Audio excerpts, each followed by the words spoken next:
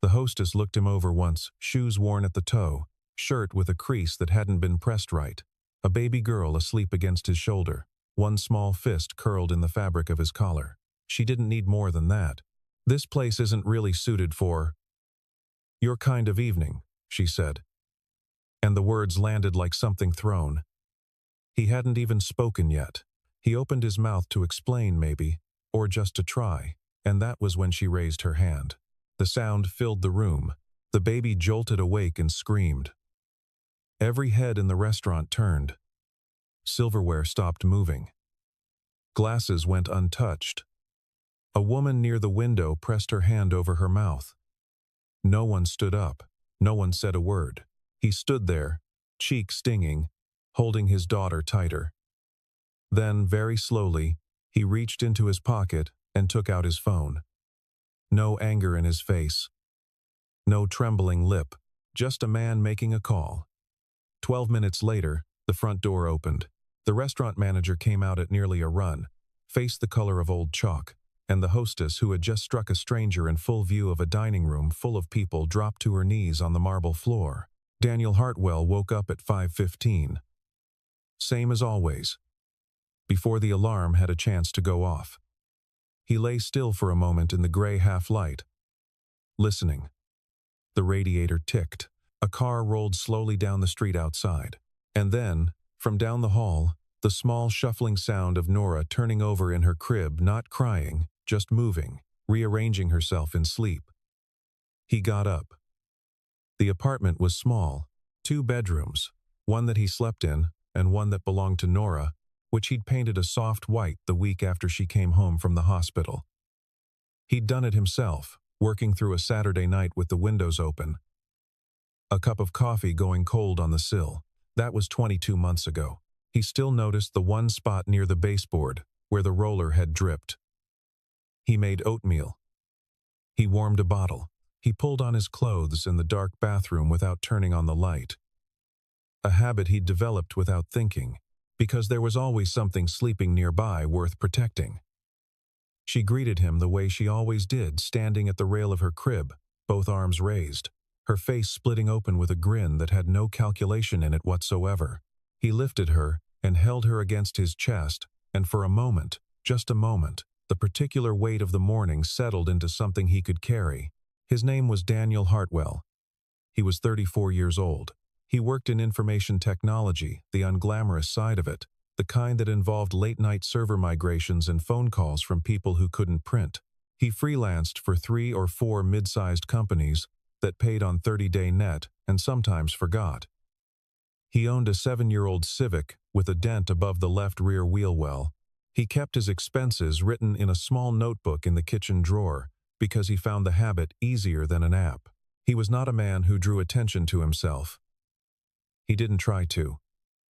He wore plain clothes, drove a plain car, spoke in full sentences without raising his voice.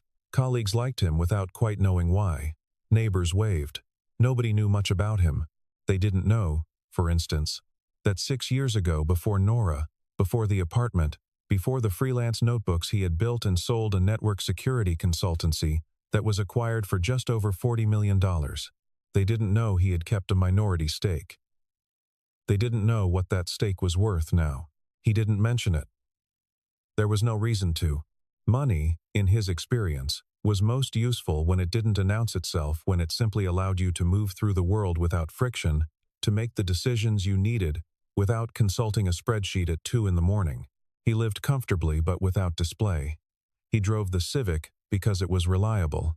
He wore plain clothes because he found the alternative exhausting. He kept the notebook in the kitchen drawer and thought of these things the way you think of a good tool, useful, worth maintaining, not worth talking about. The people who knew about the money were his attorney, his accountant, and his mother in Cleveland, who had reacted to the original acquisition by sitting down in her kitchen chair and saying, "Oh, Danny," in a voice that held relief and pride in approximately equal measure. She still called every Sunday. He always said yes when she asked if he was eating. It was mostly true. He had learned not to correct people when they made assumptions, not because he thought it was beneath him, but because the correction rarely changed anything. The assumption lived somewhere deeper than information could reach. You could hand people the truth, and they would hold it for a moment, then set it down and go back to what they had already decided, because what they had already decided was older and more comfortable. He had watched this happen enough times to stop being surprised. He just moved forward. He always just moved forward. Nora's mother had left when Nora was 4 months old. Not dramatically, no screaming, no thrown objects. Just a note on the counter and a suitcase gone from the closet. He had read the note twice, folded it, and placed it in the drawer. He didn't take it out again. That chapter had its own logic, its own quiet grief. And he had given it the time it deserved, and then moved forward. Because Nora needed someone to move forward. She was the point of most things now. The small fact of her, waking up every morning absolutely certain he would be there. He intended to keep it that way. On the morning that would change several people's lives, none of them for reasons they anticipated, Daniel Hartwell dressed Nora in a pale yellow outfit with snaps at the bottom, settled her into the carrier against his chest, and walked out into a cold October Thursday. He had a meeting. Not a work meeting, something more significant than that. The man he was meeting was named Gregory Albright, the regional director of a restaurant group called Horizon Dining, which operated a portfolio of upscale establishments across the Mid-Atlantic. Daniel had been quietly negotiating a significant equity stake in the group for the better part of 3 months. It was the kind of deal that didn't require suits and boardrooms. It required numbers, patience, and the right question asked at the right moment. Albright had suggested Meridian. Meridian was the group's flagship property, 12 years old, perpetually booked. The sort of restaurant that appeared in architecture magazines for its interior and in food publications for reasons that required more words. It was located in a converted warehouse in the Flatiron district, with 40-foot ceilings and lighting that cost more per fixture than Daniel's monthly rent. He hadn't been there before. He looked it up the night before, while Nora slept, noted the dress code listed as business smart, and looked down at the clothes hanging in his closet. He had suits. He rarely wore them because they attracted a kind of attention he found useless.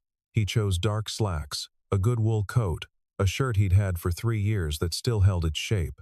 He looked at himself in the mirror for exactly 2 seconds.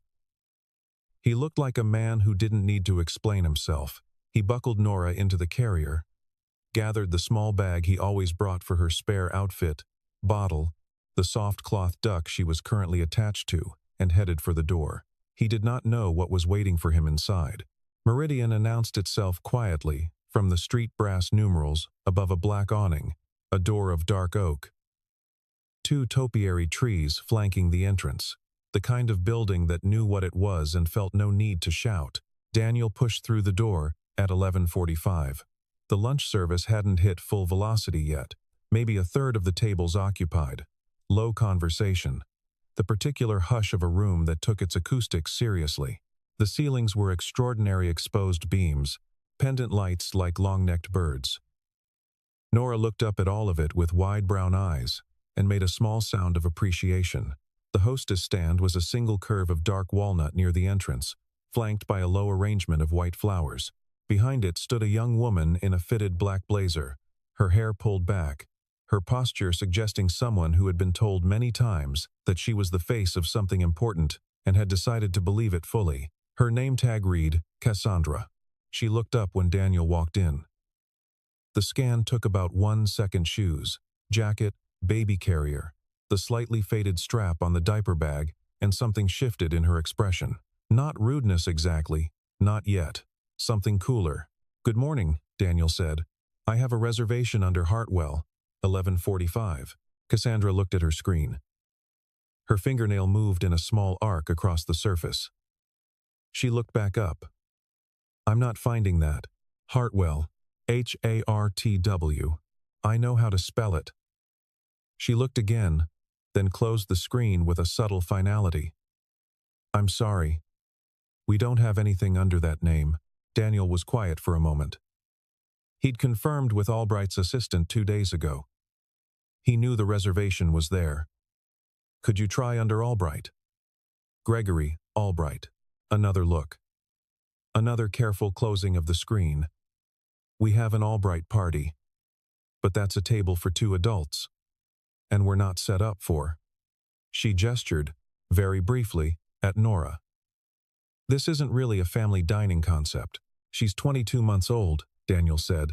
She doesn't require a menu. Something in Cassandra's face tightened. Our clientele has certain expectations. Families typically find other establishments in the neighborhood more accommodating. Nora had been fine, quiet, eyes moving around the room with her usual calm curiosity. But she was also 22 months old, and 22-month-olds have an unerring instinct for the exact moment a situation requires them to contribute. She chose this one. A small sound rose to a larger sound. Nothing catastrophic, not screaming, not a full meltdown. Just the particular high note of a toddler who wanted something she couldn't name. Probably the cloth duck she'd spotted Daniel shift to the outside pocket of the bag. Cassandra's chin went up. I'm going to have to ask you to take the child outside. Daniel reached into the side pocket of the bag and found the duck. He held it out to Nora, who grabbed it with both hands and went immediately quiet. Studying the duck's button eyes with the focus of a researcher. Problem solved, Daniel said. Now, if you could, sir. Cassandra's voice had dropped into a register she probably used on people she'd already decided about. This establishment is not appropriate for your evening. It's noon. The point stands. Daniel looked at her for a long moment. He was not a man who lost his temper quickly, or at all. Really, it was one of the things about him that had driven his former business partners slightly crazy. He absorbed, he calculated, he waited. I have a confirmed meeting with a member of your ownership group, he said, still calm. I'd appreciate if you'd simply verify that. Our ownership group doesn't schedule meetings in. She stopped, recalibrated, looked at him again with the particular disdain of someone who has decided a person is beneath explanation. I'm asking you to leave.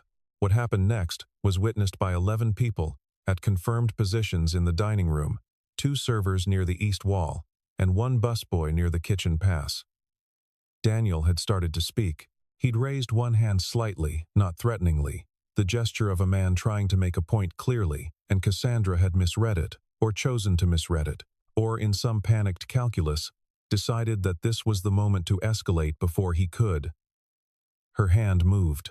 The sound was very loud, in the way sounds are loud when they happen in a quiet room.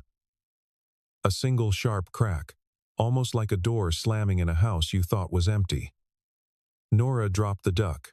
She screamed the full-body scream of a child who has been torn from the edge of contentment without warning, a sound that cut straight through the ambient music and the low conversation, and landed in the center of every person in the room.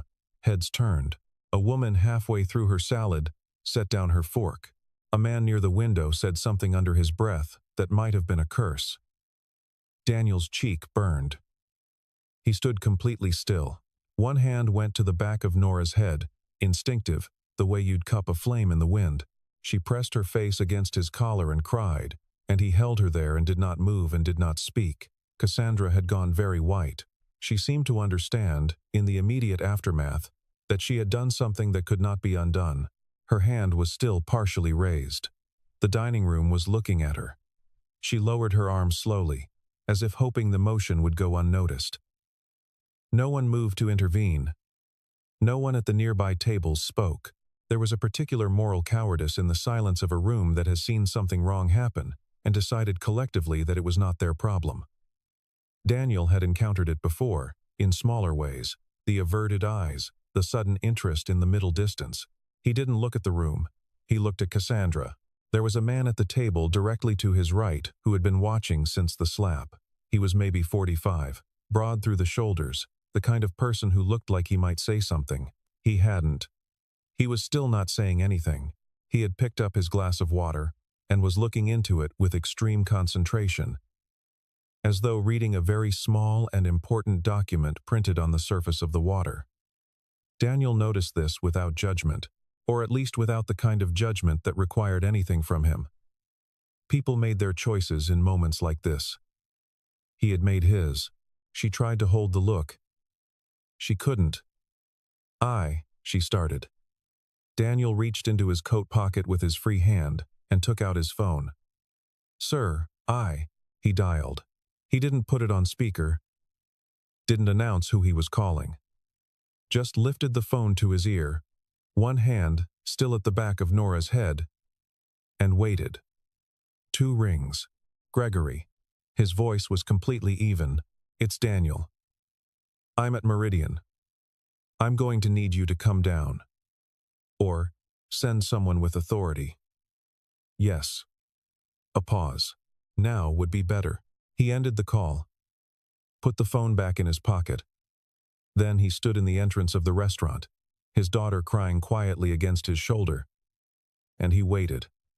Cassandra opened her mouth twice, closed it twice. She picked up Nora's cloth duck from the floor. It had skidded 3 feet, and held it out to Daniel, who took it without looking at her and pressed it back into Nora's hands. Nora, gradually, stopped crying. She went back to studying the duck with weary, red-rimmed intensity. The room had gone quiet in a different way now. Not the hush of people ignoring something. The hush of people waiting. 12 minutes. Daniel knew because he checked his watch at the moment he ended the call, and again when he heard the door. 12 minutes, which sounds short, unless you are standing in a marble entryway in front of a hostess who physically struck you, while your daughter recovers from the shock, and a room full of strangers decides whether to be human beings about what they just saw. Most of them were not. There was a particular thing that happened in rooms like this when something went wrong. A kind of collective recalibration, people who had looked up now looking back down. People who had frozen now unfreezing and returning to their meals, as though if they moved carefully enough the moment might stop existing. Daniel had never understood it exactly. He wasn't naive about it, he knew fear. And he knew the social calculus of not wanting to be involved. And he knew that a stranger's conflict could turn on you in ways you hadn't anticipated. He understood all of that. He still found it hard to look at. A few people looked uncomfortable. An older couple near the back had a quiet, urgent conversation that involved more than one glance in Daniel's direction. A server came to the hostess stand, leaned close to Cassandra, was spoken to in a low voice, and retreated. The server didn't look at Daniel. Cassandra had positioned herself behind the walnut stand like it was a fortification. She was very still, her hands clasped in front of her, her face attempting an expression that might have been meant as professional composure. It wasn't landing. Daniel watched Nora. She had finished her assessment of the duck and moved on to studying the flower arrangement at the edge of the hostess stand. White peonies, a few stems of something small and blue. She reached out one hand. He redirected it gently. She studied his hand instead. Then she looked at the flowers again. Cassandra said, very quietly, "I shouldn't have done that." He didn't respond. "I don't know what I thought you were going to." She stopped. The explanation wasn't going anywhere useful, and she seemed to know it. "If you need to file something," she started again. "I can get the managers. I've already done what I needed to do," Daniel said. She went quiet. 2 tables over. A woman in a gray blazer had been watching the whole thing. She was maybe 50, silver-haired, the kind of composed that comes from having seen enough of the world to know when something is being handled and when it isn't. She caught Daniel's eye once, briefly. She gave a very small nod, the acknowledgement of someone who understood exactly what had happened and exactly who was in the right. He returned the nod. Nora made a small exploratory sound and grabbed his collar. "I know," he said to her, quietly. Almost. She considered this, then leaned her forehead against his jaw and sighed with the particular drama of someone who has had an extremely full morning. The door opened. Not slowly. Not with the careful control of someone making an entrance. It opened the way a door opens when the person behind it is moving quickly and has been since they got the phone call. Gregory Albright came through first. He was a broad-shouldered man in his late 50s, silver at the temples, the kind of person who had run enough things for long enough that authority had become simply the way he occupied space. Behind him was a woman Daniel didn't recognize, mid-40s, dark blazer, a tablet under her arm, something in her expression that suggested she had been in the middle of 3 other things when this one became the priority. Behind her was a man in a restaurant manager's jacket who looked like he wanted very much to be somewhere else. Albright crossed the room in 8 steps. "Daniel." He extended his hand and then seemed to take in the full picture: the baby. The red mark still visible on Daniel's cheek, the frozen figure of Cassandra behind the stand, and the handshake became something more. His grip was firm and held a fraction longer than a normal greeting. "I'm sorry. I'm deeply sorry. Let's sit down. I'd like to stand for a moment," Daniel said. Albright nodded. He turned to the manager, whose name tag read Porter, and said one sentence: "Get me the incident report and the camera footage from the last 20 minutes. Porter moved. What the dining room didn't know, what most people in that building didn't know, and what Cassandra most certainly didn't know, was that the man she'd struck was in the process of purchasing a 23% equity stake in Horizon Dining Group. Not Meridian specifically, all of it. 11 restaurants. 3 states. Roughly $40 million in annual revenue. The deal had been in negotiation since July. It was, in the language of the term sheet, that Daniel's attorney had been quietly refining for the past month, a strategic partnership with acquisition rights. In plain English, Daniel Hartwell was about to become one of the most significant minority owners the group had ever taken on, the kind of partner who didn't demand a seat on the board but would be invited to take one anyway, because his track record in the technology and hospitality sectors over the past decade was the sort that made CFOs stop arguing and start listening. He hadn't told Albright about the slap on the phone. Just said he needed someone with authority. He'd let the situation announce itself. It was announcing itself now. The woman with the tablet had introduced herself to Daniel as Renata Walsh, Horizon's vice president of operations. She'd taken one look at his cheek, one look at Cassandra, and her face had done something complicated and final. "Is she a direct Meridian employee?" Renata said to Porter, without looking at Cassandra. "Yes, ma'am. 7 months. And you have camera coverage of the entrance." "Yes. Pouliot," Cassandra said, very quietly. "I can explain." Nobody responded to that. Albright had steered Daniel to a table, not the one originally reserved, something better, in the quieter section near the east window where the light came in clean and gold. A server materialized and put a small basket of bread on the table and a glass of water, and another server appeared 30 seconds later with a small cup of apple slices that nobody had ordered, which was the kind of thing that happens in a restaurant when management is watching. Nora looked at the apple slices with the solemn appreciation of someone who has had a difficult morning and deserves a snack. Daniel cut a piece smaller and gave it to her. She ate it carefully, studying the table. "We've been talking about this deal for 4 months, Albright said. He had the voice of a man who had been around long enough to stop wasting time on things that didn't need to be said. "And I want you to know that what happened today at our door in our establishment, to a guest we invited, is not something I can look at and call anything other than what it is. I'm not here to make this harder than it needs to be," Daniel said. "I know you're not.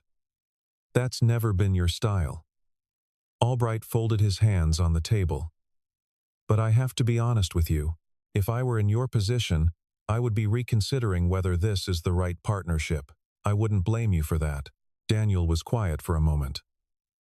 Nora handed him a piece of apple she had decided she didn't want. He set it on the edge of the bread plate. "I've had a few months to observe how you run these properties," he said finally. "What happened today was one person's bad judgment. How you respond to it is yours." Albright looked at him for a long moment. Then he picked up his phone and made a call. Renata Walsh did not make announcements. She did not call the dining room to attention. She walked back to the Hostess stand, stood across from Cassandra, and spoke in a voice that was barely above a whisper, and somehow left nothing out. The camera footage had taken 4 minutes to pull, 3 minutes and 40 seconds to watch. It was extremely clear. There were no blurry frames, no ambiguous angles. The entrance of Meridian was lit for aesthetics and captured on 3 separate cameras for insurance purposes, and all 3 of them had caught, with the kind of high-definition clarity that no one involved in that moment had anticipated, a woman in a meridian blazer striking a guest holding a child hard enough to be audible across a dining room. Cassandra had been crying since roughly the moment Renata had said her name and shown her the tablet. Not the strategic tears of someone performing contrition. The real, kind, ugly, uncontrolled. The tears of someone whose understanding of the situation has arrived fully and all at once, and who cannot find a way to make the arrival feel like anything other than what it is. "I didn't know who he was," Cassandra said. Her voice had broken down to something hoarse and small. "That's the part you keep coming back to," Renata said, "and I want to be straightforward with you about why that makes it worse, not better." Cassandra blinked. "What you did and what I watched you do on that camera, you would have done to anyone who looked the way he looked when he walked through that door. A man in plain clothes, with a baby. That was the whole of your calculation." Renata placed the tablet on the stand, screen down. "The question of who he turned out to be is not the lesson." "Do you understand what I'm saying?" Cassandra's chin trembled. She nodded. "Your employment with Meridian and with Horizon Dining Group is terminated, effective today. You'll receive documentation by close of business. Your final paycheck will be processed through the standard cycle." Renata's voice had not changed in temperature throughout any of this, not cruel, not cold, just the precision of someone who has had to do this before and has decided that clarity is its own form of respect. "I'd encourage you to think carefully about the behavior that led to this, not for our sake, but for yours." The hostess stand had never looked so empty. Cassandra gathered her things, a jacket from the hook behind the stand, a small bag, a phone she pressed into her coat pocket with both hands, because they wouldn't stop shaking. Porter held the employee exit open for her. She walked through it without looking at the dining room. The door swung shut. The dining room had been quiet throughout, not the frozen quiet of people pretending not to listen, the opposite. Everyone was listening. Everyone had been listening since Albright walked in. This was now, unmistakably, a room that understood it had witnessed something and was deciding what to do with that understanding. Some people would go home and tell someone about it. Some people would carry a mild unease for a day or two and then let it go. A few would remember it clearly, the way you remember any moment in which the ordinary logic of a room breaks open and shows you something true about how the world works. None of them would know, from Daniel's side of the table, that any of it had mattered to him. He hadn't looked at the room once since sitting down. The silver-haired woman in the gray blazer, 2 tables over, exhaled slowly. She picked up her fork. She didn't say anything to anyone, but the tight line of her shoulders had come down. The lunch meeting lasted 2 hours and 20 minutes. It was, by almost any professional measure, the kind of meeting that doesn't happen unless both parties have been working toward it for a long time. The numbers had been agreed on for weeks. What remained was the human part, the conversation that precedes a signature. The one that tells you whether the people across the table are the people you want to be across a table from for the next decade. Albright was thorough, direct, and genuinely funny in the way of someone who has earned the right to be. He ordered, without looking at the menu, asked Daniel substantive questions about his exit from the security consultancy, and listened with the quality of attention that meant he was actually hearing the answers, not organizing his next point. Renata joined them for the last 40 minutes. She had the kind of operational mind that made Daniel slightly envious the ability to hold a dozen moving parts simultaneously and speak about each one with the specificity of someone who had personally reviewed the numbers that morning, which she had. Renata had returned to the table somewhere around the 40-minute mark, after the documentation had been handled. She had set her tablet on the edge of the table, accepted a glass of water, and come into the conversation mid-sentence without losing the thread which told Daniel something. People who could do that were people who had been paying attention from outside the room. She had been paying attention from outside the room. Nora was excellent throughout. She ate 3 more pieces of apple. She considered and rejected a breadstick. She fell asleep on Daniel's shoulder at the 1-hour mark. Her cloth duck tucked between her cheek and his collar, and the meeting continued quietly around her, which felt exactly right to Daniel, the way it should work, the world accommodating the small fact of her existence rather than the other way around. Can I ask you something off the record? Albright said, near the end. You can ask. Why didn't you push back earlier? In the entrance. You stood there for 12 minutes with a cheek that still he gestured. Most people would have escalated immediately, called the police, made noise. Daniel thought about it for a moment. Making noise would have woken her up, he said. Albright looked at the sleeping child. Then he laughed a real laugh, unscheduled. The kind that comes out because something is actually funny and true at the same time. Fair, he said. Renata, who had been making a note on her tablet, looked up and smiled. Which was apparently something people at Horizon Dining noticed when it happened, because the nearest server glanced over with an expression of mild surprise. The check came and was declined. Daniel accepted that without argument. He had learned, in his experience of these things, that certain gestures are extended in good faith and should be received that way. Outside, on the sidewalk, Albright shook his hand again, the same grip, the same solidity. I'll have the revised documents to your attorney by Friday, Albright said. That works. Albright started to turn, then stopped. For what it's worth, what you did in there. Staying quiet. Staying calm. Not using it. Daniel waited. That told me more about what kind of partner you're going to be than anything in those term sheets. He walked back into the restaurant. The door swung closed behind him. Daniel shifted Nora gently on his shoulder. She stirred, but didn't wake. The October air was cool and clean, and the street was full of the ordinary middle-of-the-day motion of a city that had no idea anything had happened.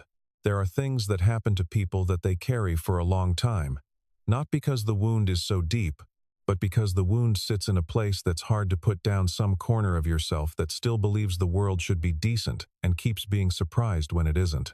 Daniel Hartwell was not a sentimental person. He didn't curate his grievances or rehearse the moments that had gone wrong. He moved forward because that was what the situation required. And it had always been what the situation required. Ever since the morning he read a note on a kitchen counter and folded it and put it away. That was a skill, forward motion. He had gotten better at it than he had perhaps intended to a therapist, had observed this once, gently, in the tone of someone noting a truth she wasn't sure was welcome.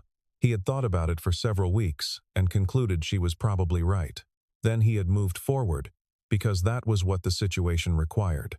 But riding home on the subway that afternoon, Nora in the carrier and the duck in her fist, and the city rattling past the windows, he thought about the 12 minutes, about standing in that entrance with a stinging cheek and a crying child, and a room full of people who looked away, every one of them, and the particular loneliness of that. Not devastating. He'd had devastating. He knew what devastating felt like. This was something smaller, more ordinary, the common loneliness of being misjudged by someone who had already decided, and of knowing that the truth of who you were was going to have no effect on that decision until it arrived from outside, like a correction delivered by a third party. He thought about a lot of things on that ride. He thought about the deal, which was still good. Albright's response to the situation had told him more than the term sheets, in the way that how people behave under pressure always tells you more than how they present themselves when things are going well. He thought about Porter, the manager, who had moved quickly when asked and looked genuinely mortified, not the mortification of someone managing a liability, but the mortification of someone who understood that a wrong thing had happened in his house. He thought about the server who had appeared with the apple slices, which nobody had ordered, which was such a small and precise act of decency that he had almost said something and then hadn't, because he didn't want to make it bigger than it was. He thought about what Renata Walsh had said to Cassandra. The question of who he turned out to be is not the lesson. He hadn't been able to hear the conversation. He'd been 20 feet away. Nora on his shoulder, watching the room, but he'd had Albright's account of it afterward, offered quietly over the last 10 minutes of the meeting, and that line had stayed with him. Because she was right, and because it was also the hardest version of the lesson, the one that stripped away the satisfying narrative of the rich man revealed. The tables turned, the wrong person humbled. The real lesson wasn't about him at all. It was about a woman who had looked at a man in plain clothes and made a series of decisions in under 60 seconds, each one worse than the last, until she was standing in a marble entryway with her hand raised and no good explanation for any of it. He wasn't angry at her. He had tried to find the anger and couldn't locate it. What he found instead, somewhere underneath the ordinary exhaustion of the day, was something he didn't have a precise name for. A quiet kind of sadness at how much work it was, the constant, grinding work of being looked at and not seen, of walking through spaces and carrying proof of yourself that you shouldn't have to carry, because the proof shouldn't be required. Nora patted his chin with her open palm. He looked down at her. She was looking up at him with the complete directness of a child who has not yet learned to look at people sideways. "Hi," she said. She'd learned the word 3 weeks ago and deployed it with indiscriminate enthusiasm. "Hi," he said. She patted his chin again, apparently satisfied with this exchange. He put his hand over hers just for a second, just to hold it there, and then the train pulled into his stop, and he stood up and carried her home. He heard about Cassandra secondhand, through Porter, who had his attorney's contact information and used it to pass along a message that he felt was probably more than his job description required. She had found work, not in restaurants, in a hotel, front desk, where she'd apparently been honest in the interview about what had happened and why she'd left her previous position, and someone had respected the honesty enough to give her a chance. Porter had heard this from the Meridian server, who was friends with someone at the hotel, which was the kind of chain of information that exists in every industry and should probably not be underestimated. Daniel read the message from his attorney. He read it twice. Then he typed back, "Thanks for passing this along." And he meant it. He didn't know Cassandra Mercer, that was her full name, which he'd learned from the incident documentation his attorney had requested and which he had not opened, except for the legal review. He didn't know her circumstances, her history, what combination of fear and arrogance and bad training had produced the sequence of decisions she'd made on a Thursday morning in October. He didn't need to know. It wasn't his to understand. What he knew was that she'd gotten another chance, and that she seemed to be doing something with it. That was enough. The partnership documents were signed on a Thursday morning, exactly 3 weeks after the incident at Meridian. Daniel's attorney handled the formal execution. Daniel himself was in his apartment when it happened, on a video call with Albright and the group's legal team, Nora in her high chair beside him eating crackers with the concentration of someone processing a very demanding brief. When it was done, Albright raised an imaginary glass. "Welcome to Horizon," he said. "Thank you," Daniel said. Nora held up a cracker. Everyone on the call laughed. Afterward, Daniel signed off and sat at the kitchen table for a moment, in the particular quiet that follows something you've been working toward for a long time. He'd been in this position before after the sale of the consultancy, after other things, and he knew that the feeling was not triumph, not really. Triumph was a young man's emotion, clean and uncomplicated. What this was closer to resolution, the sense of something settling into its correct position. He picked up Nora and went to the window. October had gone, and November had arrived, and the trees on the block had given up their last leaves, and the air had the particular clarity of a city preparing for winter. "We did okay," he told her. She looked at the trees. "Yeah," he said. "Me too." Her name was Margaret Holloway. She was 53 years old, a partner at a litigation firm that specialized in employment and civil rights law. She'd been at Meridian that Thursday for a working lunch with a junior associate who had left at 11:45 to catch a flight, leaving her with half a plate of food and a view of the entrance. She had watched the whole thing. She'd been one of the people who didn't stand up, and it had been sitting with her since. Not cripplingly, she was a practical person, and she understood that a room full of strangers will almost never intervene in a confrontation between two people they don't know, even when the confrontation is clearly wrong. She understood it professionally. She'd argued it in court. Understanding it didn't make it feel better. She'd given her card to the server who refilled her water glass and asked him to pass it to the man with the baby if he got the chance. She didn't know if the server did. She had never expected to hear anything. She heard something. A letter arrived at her office, 6 days after the incident. Handwritten. Not long. half a page, neat and deliberate. It said, "Thank you for the nod. Some days that's the whole of it. D.H." She read it twice. She put it in the inside pocket of her briefcase, which was where she kept things she intended to keep. She wrote a note in the margin of her legal pad that evening, just 2 words, circled once, "bearing witness." She stared at it for a moment, then crossed it out. That wasn't quite right. What she had done was smaller than bearing witness. She had been present, made eye contact, communicated in the most minimal way available that she had seen correctly. That was all. It was not courage, but it had mattered to someone, and she was still not entirely sure what to do with that. She did not write back. She was not sure what she would say. She was not prone to sentimentality and distrusted the kinds of gestures that were more about the person making them than the person receiving them. But she thought about it, the nod, which had taken no courage and cost nothing, and had mattered to someone anyway. She thought about what it said about the things that reach people and the things that don't, and the tremendous, frequently overlooked power of simply acknowledging that you have seen something clearly. She had a case on her desk at the moment, a discrimination complaint. A man who had been passed over for promotion 12 times in 9 years, each time with documentation that added up to something anyone paying attention would recognize. She'd been treating it as a strong but unremarkable case. She went back to the file that evening and spent 2 more hours with it. It was stronger than she'd thought. She filed the expanded complaint the following Monday. She won. 2 years and 3 months after the Thursday at Meridian, Nora Hartwell was 4 years old and had very decided opinions about nearly everything.